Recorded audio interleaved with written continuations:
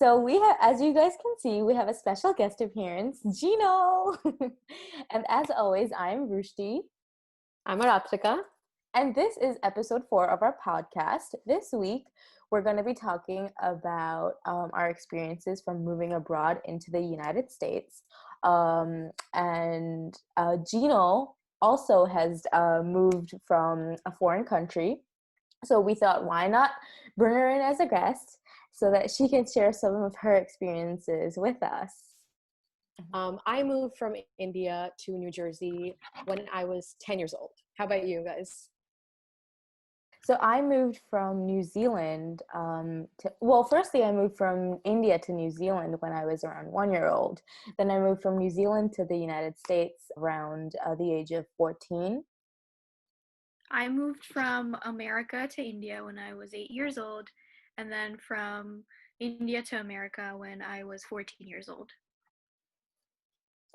And so we basically, all three of us met in middle school, and that's where our journey and our friendship began. Okay. It's just, I was talking to my mom the other day about, this podcast and filming it. And she said that it's actually really rare that all three of us, or like even more people in our friend group, have experienced the whole moving thing and so many times, like multiple times. And it's rare to have a friend group where so many people have moved so many times in their life. So I think we're special in that way. But yeah, so we're one of the best people to talk about moving since we've done it so much. That is so true. Very true. Yeah, but just in general, when I first was I at the age of 1, I wouldn't really know what my first thoughts were, but when I found out that I was moving from New Zealand to coming to the United States, my first thought was really like, oh wow, like okay, like this is a new chapter in my life. I was really excited, honestly, more than feeling I guess sad about like leaving New Zealand. I'd say I was more excited about just starting afresh in the United States. How about you guys? What were your first thoughts when you found out that you were going to move? So for me, it was the total opposite. I did not want to come here. I actually tried to convince my dad multiple times, asking him to reconsider moving. And yeah, I feel like just me as a person, I have a really hard time letting go of old things. I tend to cling on to things that are comfortable, that are familiar to me. So for me, it was a nightmare. I don't know how you were so ready and willing to move, but yeah, that was my experience. Yeah, so like you guys said in the beginning as well, I've also moved multiple times in my life. Um, I remember my first experience of moving was when I was about 4 years old. But at that time, I was so young, I didn't really like understand what was happening. So it was just like, oh, I'm going for a vacation somewhere. But so it wasn't really that serious. But I feel like the key moving experience that was like really like it had an effect on me was when I moved from India to here when I was 10. And like you said, Gino, like I had the same reaction. I was so averse to the idea, and I just didn't want to leave that familiar place that I grew up in. And I also am really bad with any kind of change. I just don't want to like change something that I'm familiar with. So it was really hard for me at first. And I feel like everything about my new home felt negative, even if it wasn't. Like I was thinking of my motherland or my homeland through like rose-colored glasses because everything seemed positive about there. But where I am now just seems so negative, even if it wasn't. So I feel like it was really difficult to adjust at first. No, yeah, definitely. The adjusting part, I would say, was pretty difficult for me too. But like the idea of just moving to another country, maybe because I actually, like, for my whole life, I like basically just stayed in one place in one country.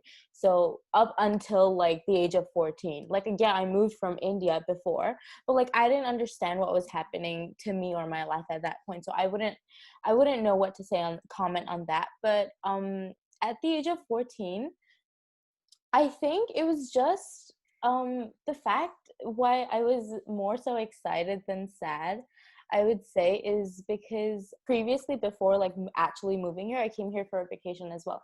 At that point, everything looked very nice, very like it was that's what made me excited about moving here. That vacation life was what I imagined, instead of like actually thinking of like, the consequences of, and like what would happen once I actually moved here. Hmm. So I think that's what made me more excited, I'd say. But yeah, no, definitely. After coming here and once the reality hit me, um, I had some problems adjusting too. And yeah, it did take a lot of time to adjust, but I'd say that the fact that I found like a group of friends the first year of school that I moved here was what helped me a lot in adjusting, especially. And especially because all of our experiences were so similar, was Hmm. what I think made it a little more easier to connect with each other and also like adjust together. Yeah, for sure. I also feel like going back to what Eritrika said, when you don't want to move, you tend to idealize the past. So the same thing happened to me. Like well, I didn't want to move either time that I moved. I didn't want to move from here to there, from there to here. But when I went to India, I hated everything about India. I cried for months, literally for months. And, I would remember stuff from here. And then when I came back here, I would idealize everything that happened back in India, and I would Hmm. find things to hate over here. And I feel like just as human beings, we tend to do that just to not let go of the past. Hmm. And just like Rushti said, like, Rushti, when you came to visit the States, you idealized, you Yeah, idealized your experience and you used that to help you cope when you actually did move here. right. And I feel like it's a very dangerous thing to do because you tend to just kind of create a reality in your head Hmm. just so that you can cope. And yeah, but eventually, I mean, when you start to, like you said, when reality starts to hit, you start to get out of the mindset. And yeah, you tend to move on. Yeah, I think that like completely emphasizes the fact that it has nothing to do with the location, really. It has everything to do with your mentality. Hmm. It has everything to do with how you perceive a place and the memories that you have attached to it, the emotions that you have attached to it. It really has nothing to do with the place itself, but what it means to you, you know? Another thing I noticed was that when I moved, at least back to the States, um, it felt like moving on was a betrayal to India. Like, for some reason, every time I would start to like something about this place, I would just tell myself, like, no, why am I liking this place? Because when I did move here, I told myself I would go back to India in the future, which obviously is not going to happen anymore. But yeah, every time, when I started to grow closer to you guys, when I started to just sort of like the environment around me, I'd tell myself, no, no, I don't. This is a betrayal to everything that I've grown up with. But I feel like this mentality is just so constricting because if you think this way, there's no way you're ever going to be able to move on. Hmm. And yeah, it was hard for me to let go of that feeling, but once I did, I felt like that's when I moved on the most. So did you guys experience stuff that was similar to this? Yeah. Right, no, just like you said, I feel like honestly, any immigrant, they will definitely feel that. Even me, like building like my friendships over here, I still tried to stay connected with my friends from New Zealand. I was like, no, like if I'm talking to people over here, I'm gonna tell all my friends in New Zealand what's happening over here, and I'm gonna like stay connected with that life, as well as building a new life over here. And I feel like you should do it, like definitely like stay connected with your past, and like especially your country that you came from, but at the same time it's very essential to not have that hold you back from moving ahead over here, or like Mhm. in the new country that you moved to? Yeah, so I definitely agree with what you guys said, because that brings up a really important point about how the people that you leave behind feel when you move to a different country. It's actually really sad, because some people have this tendency to think that, oh, they live in America now, or they live in London now. They don't really love their they don't really love their home country anymore. They don't really have that attachment Mm-hmm. anymore. And as a person living outside of your home country, you feel, like you said, Gino, like you feel like you're betraying the place that you come from, because just because you're living somewhere else. But what really matters is, like I said, it doesn't matter about the location. It matters how you feel about that place that you come from. So I feel like just because you grow attached to your new home doesn't mean that you've lost attachment to your old home. Right. I don't know, I just thought of this analogy, but I feel like it's kind of when a parent has another kid. I feel like it doesn't mean the parent loves the kid that they had before any less. They're just experiencing something new, and I feel like that's very similar, because sometimes it feels like, yes, I'm betraying, like I don't know, I'm disassociating myself from the country and my attachment is lessening, but just because you start to love another country doesn't mean that you start to love the one you loved before any less. Yeah. I also feel like moving is just so big of a risk that you take in life. And like, at least my personal experience is that when I moved, I didn't really have a say in it. My dad moved because of his job, and I had to tag along. But Mhm. especially as, like, the more older you get, you might have to take decisions like moving to a new city for your job, or moving countries for whatever reason it might be. Mhm. And that is a huge risk to take.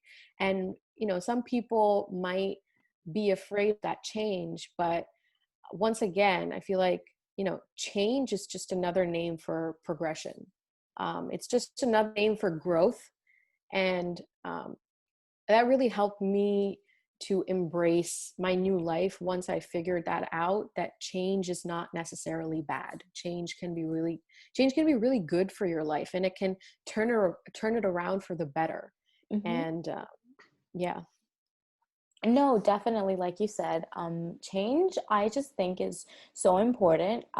Whether it's just a small change or like a big change like moving countries, I think it's just so important for us to, like you said, grow as people and just understand the different situations that people can go through, or like just understand the world a little better, I'd say. So I guess what I miss most about India was just, and I know this is such a vague thing to say, but I feel like it's just the feeling. When you're in India, um, I don't know, everything just, it feels so homely, and just every person you kind of interact with, even if the conversation isn't necessarily, wholesome or, very meaningful, it just always feels like it's the person's familiar. And I feel like a lot of like Western culture just totally does not include this, because it's based around the idea of, kind of minding your own business and just respecting people rather than getting to know them on a Mm-hmm. deeper level. And I feel like in India, obviously there are bad sides to this, because people obviously don't mind their business as much as they should. But I feel like the other side is that you really tend to connect with people much more easily over there than you do. They just feel more familiar than they do.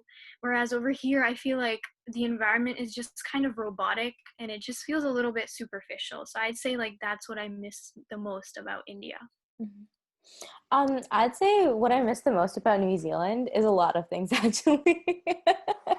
I just think I think every country has its own like different way of living, and that when you're like used to a certain way, just getting used to another way of living in itself requires a lot of strength and energy and motivation, determination as well.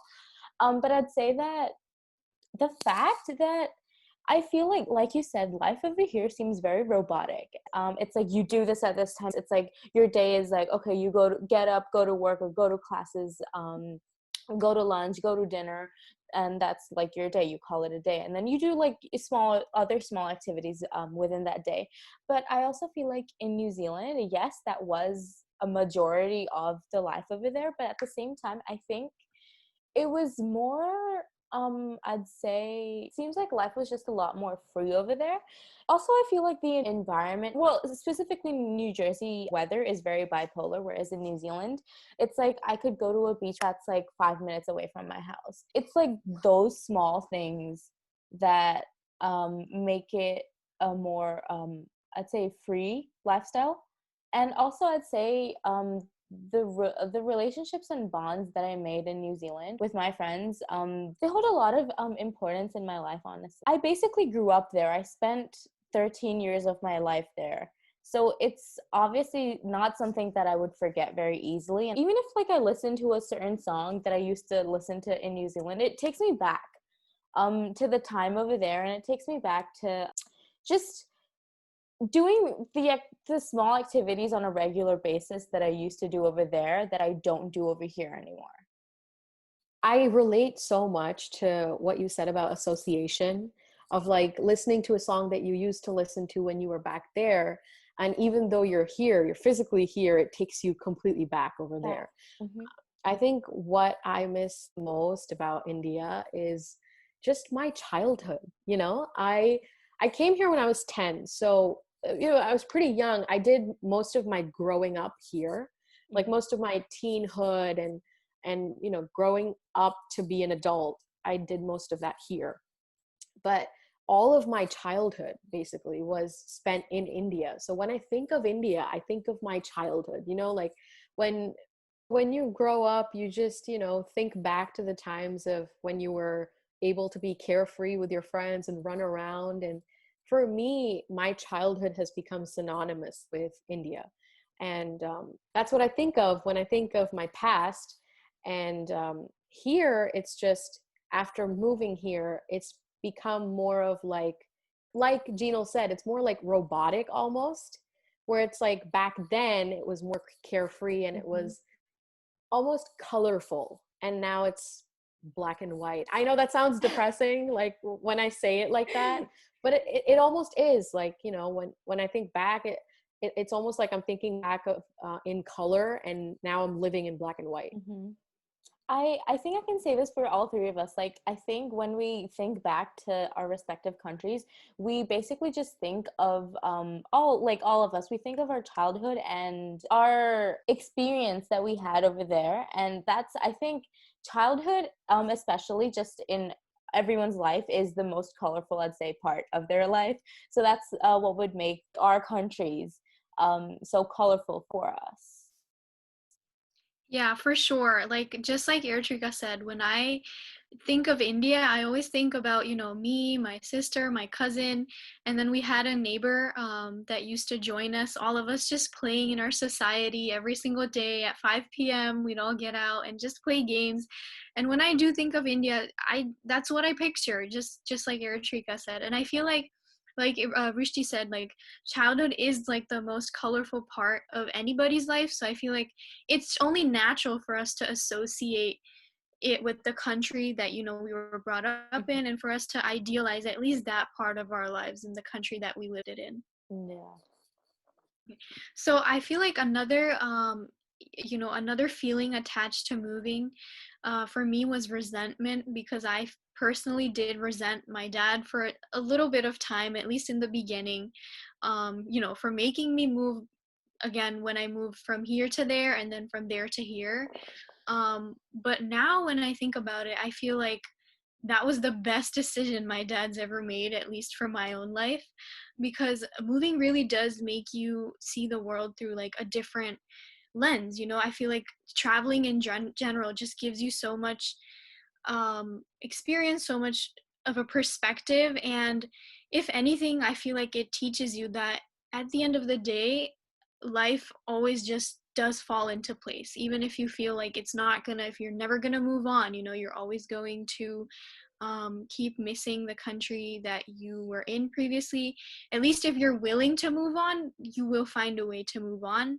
And I'd say this is, again, like, it's the best thing that's ever happened to me. With that being said, we've reached the end of the first half of this podcast. Stay tuned for the next part of this podcast where we're going to talk about moving in the future.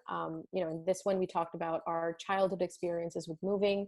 In the next one, we're going to talk about future experiences that we might have in regards to moving to a new country or place, and any advice that we might have for any of you guys who have moved in the past or would want to move. Thank you so much for watching. If you like this video, then press the like button, subscribe, press the bell icon so you get notified whenever we post a new one. As always, I'm Aratrika. I'm Brusti. And I'm Jinal. Yay! Thank you. Bye. Bye.